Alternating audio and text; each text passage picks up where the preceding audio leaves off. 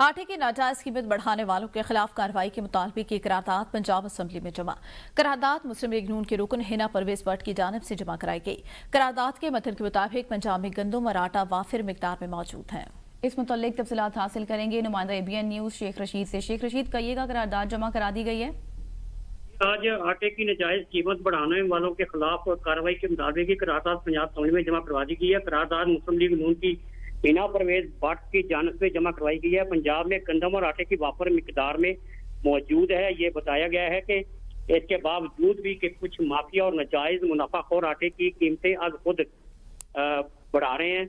एक मुनज़्ज़म प्लानिंग के तहत मार्केट में अफवाहें फैलाई जा रही हैं कि आटे की किल्लत पैदा हो सकती है। आटे की आज खुद कीमत बढ़ाए जाने वालों के खिलाफ कार्रवाई की जाए, ये महकमा खुराक से मुतालबा किया गया। जो फ्लोर मिल्स और डीलर्स आटे की जायद कीमतें वसूल कर रहे हैं, उनके खिलाफ भी भरपूर एक्शन लिया जाए। जी, कीमत बढ़वाने वालों के खिलाफ कार्रवाई की जाएगी बाकायदा तौर पर। बहुत शुक्रिया शेख रशीद।